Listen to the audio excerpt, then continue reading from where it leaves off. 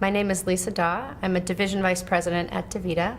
DaWe is a kidney care company that takes care of people whose kidneys have failed and need dialysis.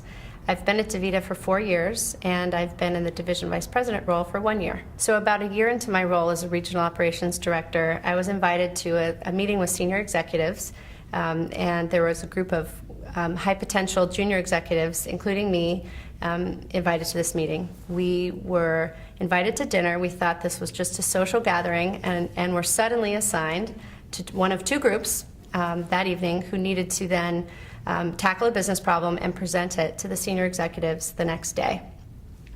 That, of course, created a lot of stress. All of us wanted to put our best foot forward, and we were very invested in the outcome. So the next day, when we presented our findings and our recommendations, I was pretty surprised to hear one of the senior executives say, to hammer our conclusions and really question the logic of the presentation. I spoke up and answered his question on behalf of our group and explained the logic and how we'd gotten to a conclusion. And the presentation ended, and didn't think much about it after that. So later that night, after the presentation at a reception, another senior executive came up to me and she gave me some feedback, some unsolicited feedback that totally surprised me and frankly blindsided me. Her feedback to me was that I had basically pushed my point too strongly, pushed our team's point too strongly, and defended our position really inappropriately. And what I should have done is listened more carefully to the feedback and just taken it as for what it was and ended there. Initially, it was just a sort of surprised, embarrassed, angry. I can't, that's not what I intended. How could they receive it that way? And also, the embarrassment came from sort of a feeling of, I think I might have failed some big test in front of all these executives who'd invited us there for this purpose. And then anger of kind of, I thought this was an intellectual debate, and where was it a bad thing to sort of engage in a question and answer kind of dialogue. Another reaction that I had, though, was, wow, this is a different league. I'm on a director level. I think I'm doing okay. And I'm talking to people who are managing billion-dollar businesses, and it's just a different league. And I think that's what hit me. And it did question sort of, do I want to play on that level? How do I feel playing on that level? Am I effective, or is my style just not consistent with that? For the first 24 hours after I got this feedback, I sort of kept to myself. I was very introspective, as I usually am when I'm trying to process these things. I just was working through it in my mind and trying to figure out, what did I miss? How was that blind spot such a big glaring blind spot for me? And I didn't really talk to anybody about it. I played the situation over in my head repeatedly, and luckily had the quiet of my hotel room to kind of do that in between meetings and things like that. But it was really something I was processing. It was all I could think about. After about 24 hours, I was at a place where I felt like I had a choice. I could accept that feedback was probably true. There's definitely kernels of it. If she was not the only one who felt it, there are kernels that were true, and I really needed to try and improve the next time. So that was sort of one thing: just accept it, move on, improve. The other choice, or the other thing I thought I could do, was maybe to try and get even more feedback, open myself up to even more scrutiny, but get feedback from the rest of the people in the room and just say, what else did I miss here?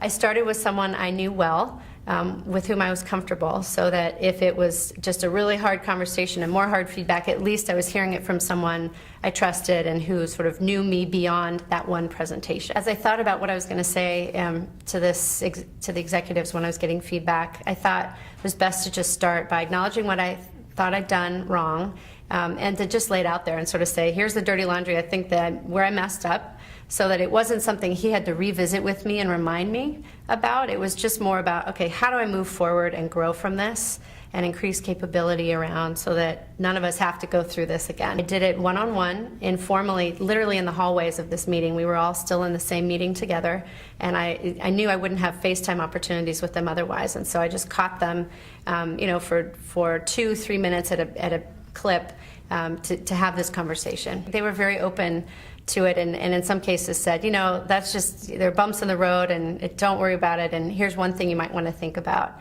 for the next time. What I ended up with was a whole set of layers of feedback that I never would have gotten had I sort of shut down and said, I'm just going to move on from this. Instead, I really enriched my toolkit, leadership toolkit, and sort of found that my executive presence over time, over the next year, really improved because of that specific feedback I got in that 24-hour period. What also happened at that point was that the executives around me who were still watching, and we were all still on stage, these high potential junior executives, I think it really helped them understand that I was not only capable of learning and I was open to it, but that over time, over the next year, for example, that I was really ready for more because I had opened myself up in a way that's necessary for higher level leadership to feedback and to learning. Less than a year later, I was promoted. Before I thought I would be put in this role, I was promoted to vice president, and at that dinner, the same senior executive who had hammered our team on our conclusions came up to me and said he and others were impressed at the speed and scope of my improvement in the period since then, and that had been a factor in my early promotion.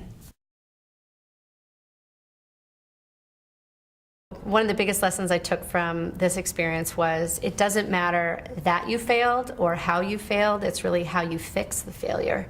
It is so important, especially for me, to process what I've heard, this feedback that you get that's really tough, it hits you in your gut, versus sort of doing what you want to do, which is sort of react on the gut level and lash out and get angry. When I let it cycle through, I really came out of it on a different side, on a more thoughtful, mature side that really kind of took the emotion out of it and put me back in the driver's seat, gave me full accountability for my prior actions, and empowered me to say, okay, well, what are you going to do better next time?